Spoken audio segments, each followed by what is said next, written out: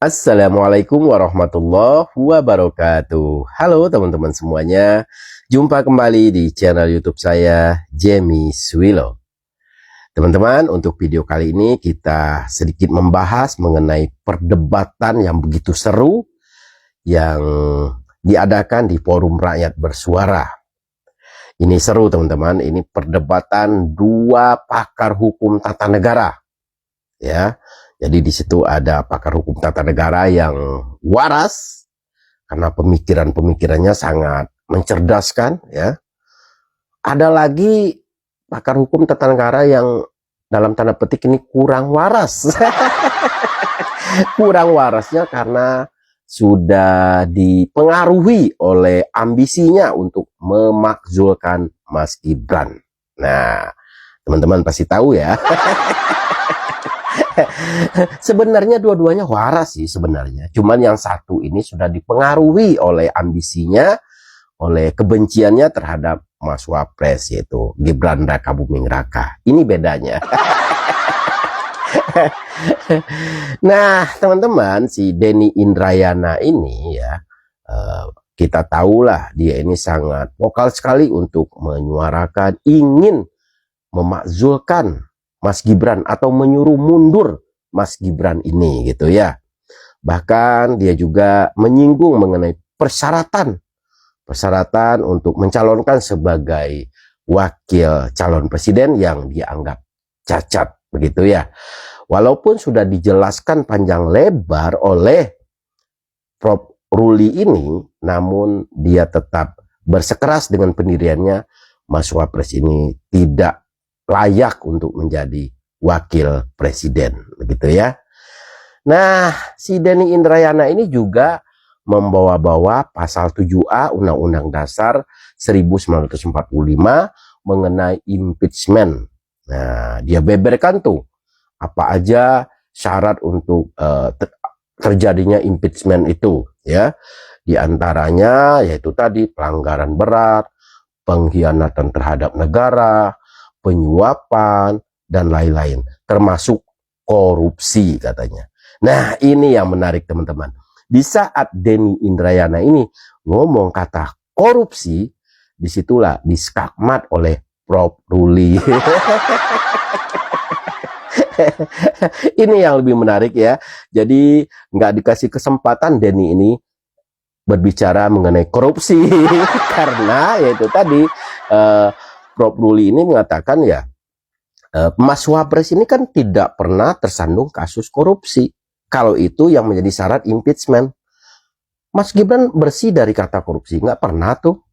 Yang ada juga saya dengar katanya ada orang yang berkoar-koar melakukan sayembara segala, tetapi nggak taunya pada tahun 2015 silam dia tersandung kasus korupsi.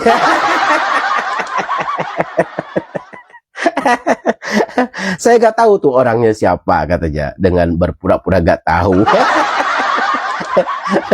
Nah, pas ketika Prof. Ruli ini ngomong seperti itu teman-teman, sepertinya muka dari Denny Indrayana ini agak sedikit memerah, menahan malu. Karena ini pukulan telak ya, pukulan telak.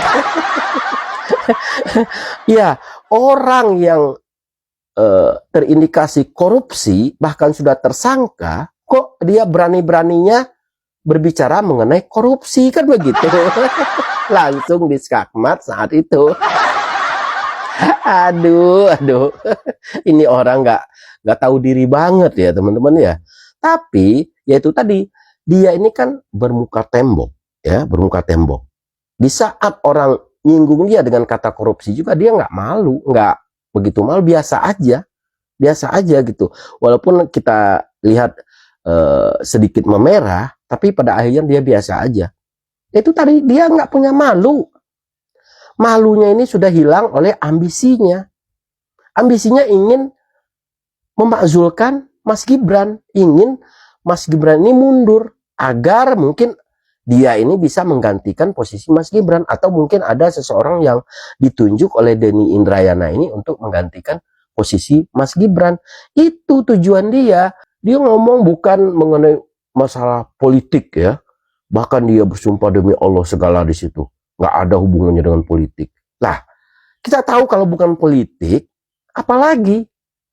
Kalau bukan politik apalagi? Ya, karena Mas Gibran itu sudah melalui proses verifikasi oleh lembaga terkait, dalam hal ini KPU, apalagi? Ya, kalau sebenarnya bukan politik ya, bukan politik nih, kita berandai-andai. Kalau bukan politik, dia ini mempermasalahannya ke itu dong, ke Menteri Pendidikan Dasar dan Menengah, ya kan? Yang mengeluarkan surat keterangan itu, keterangan kesetaraan itu. Seharusnya dia menuntutnya ke sana, bukan ke Mas Gibran. Ini kan dia langsung ke Mas Gibran. Nah, inilah yang saya katakan ini ada unsur politik ini sangat kental sekali, teman-teman. Apalagi orang ini, Denny Indrayana ini, dan juga Roy Suryo, berikut juga Subhan Palal, ini kan sangat dekat sekali dengan partai tertentu, partai biru. Gitu ya. Saya kasihan juga tuh lihat partai biru selalu disangkut pautkan dengan mereka oleh kelakuan dari 3 orang ini, ya kan? Yang 3 orang ini kan tahu sendiri mantan dari kader partai biru itu. Gimana nggak disangkut pautkan coba, ya kan? Jadi mau mengelak seperti apapun Denny Indrayana ini, ya masyarakat tidak percaya. Ini sudah pasti ini ada unsur politiknya, nggak mungkin nggak ada. Ya itu tadi, kalau memang nggak ada, dia bukan nuntutnya bukan ke Mas Gibran, karena dari Mas Gibran itu sudah selesai, ya sudah selesai, makanya diikutin semua prosedur yang diminta oleh yang berwenang itu, dalam hal ini KPU, ya kan, sudah memverifikasi dan itu sah. Kalau nggak sah dari awal itu tidak akan terjadi pemilihan umum, kan begitu. Nah, inilah yang nggak dipahami oleh profesor yang katanya pintar itu, teman-teman. Jelas aja dikulitin sama Profesor Ruli ini karena beliau sangat mengerti hal itu gitu ya. Dan di saat itu dia sepertinya mau lari itu dari panggung itu sebenarnya, cuman nggak bisa ngomong, teman-teman, ketika Prof Ruli ini membantah apa yang dikatakan Denny Indrayana ini, terutama mengenai korupsi ini. Telak sekali, teman-teman ya. Nah, untuk itu mari sama-sama kita dengarkan perdebatan yang super seru ini, teman-teman. Ya, kita dengarkan. Dan sah. Ya sekarang kan syaratnya aja kalau Betul, SMA, itu ya? ya Oke. dia tampilkan yang ada S1-nya saja, itu kan nggak ada masalah. Ya. Sekalipun yang SMA itu sudah disetarakan, itu kan konstitusional, perintah undang-undang pemilu, pasal 227 huruf L. Ya, oleh karena itu kita jangan mengatakan bahwa konstitusi Itu ya, teman-teman.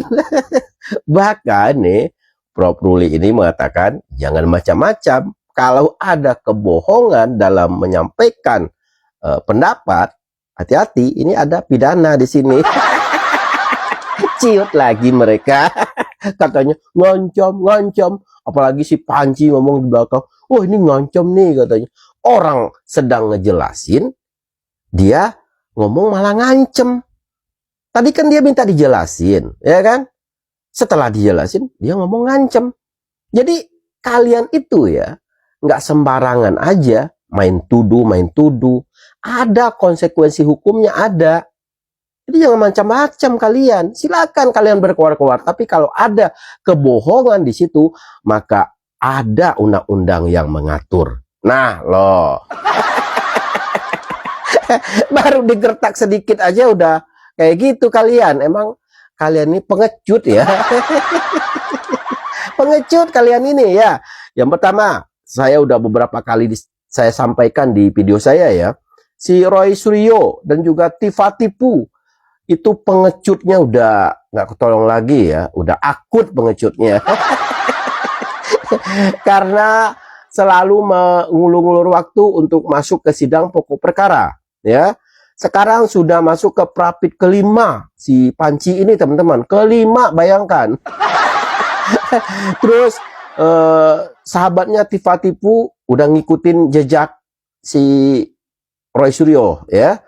Roy Suryo kan 5 kali tuh. Nah, Tifa baru mendaftarkan ke 2 kali. Bukan tidak mungkin nanti akan nyusul. Dan saya baru tahu teman-teman ya. Ternyata Prapit itu dibiayai oleh negara. Makanya kemarin ada SEMA ya, surat edaran Mahkamah Agung itu ya, yang mengatakan di situ ada biaya ringan di situ ya. Jadi sehingga dibatasin lah untuk Prapit ini gitu ya. Jadi nanti si Panci dan kawan-kawan ini udah nggak bisa lagi leluasa untuk mengajukan pra peradilan karena sudah ada SEMA itu ya yang mengatur. Saya juga baru tahu ternyata negara yang membiayai Prapit-Prapit itu ternyata. Pantesan dia ini ngebet banget. Mungkin dia berpikir ya udah kita ajuin aja toh bukan biaya kita ini gitu kali ya. Itu pengecut si Roy Suryo dan juga Tifa Tipu. Termasuk Denny Indrayana ini juga pengecut ya. Dia mengadakan sayembara ya. Sayembara dengan angka-angka. Tadi katanya sudah mencapai 3,6 M ya. Kalau kita lihat video utuhnya itu sekitar 33,6 M. Miliar loh. Nggak main-main loh. Tapi itu cuman angka-angka. Belum pernah kita melihat fisiknya itu semua uang ya. Mungkin kalau dilihatin fisiknya ada juga yang tertarik kayaknya. Tapi teman-teman ya, ada yang tertarik sebenarnya. Yaitu Pak dosen yang saya katakan di video sebelumnya. Beliau sudah sangat menunggu jawaban dari Denny Indrayana ini terkait sayembara ini. Tapi sudah 3 kali beliau menagih sayembara dari Denny ini karena beliau merupakan pendaftar pertama, tak kunjung ditanggapin. Nah inilah yang saya katakan takut.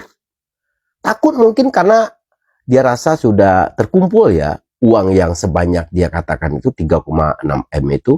Kalau dia kalah kan sayang juga. Atau di sebuah video kita lihat ya, Bang Andi Azwan mengatakan apakah sayembara ini mau mencapai angka 32 M gitu kan. 32 M itu adalah kerugian negara dalam kasus payment gateway ini teman-teman. Mungkin di barter kali ya. Kalau sudah sampai 32 M ya itu bisa mengembalikan kerugian negara akibat kasus payment gateway ini yang juga menjerat dirinya karena dia dinyatakan tersangka gitu kan. Ada-ada aja ya kita lihat tayangan Bang Andi Azwan tuh, coba teman-teman cari tuh di YouTube, di TikTok ada tuh ya. Dia mengatakan mungkin sampai 32 miliar gitu ya, sambil menyindir kerugian negara di kasus payment gateway. Itu maksudnya.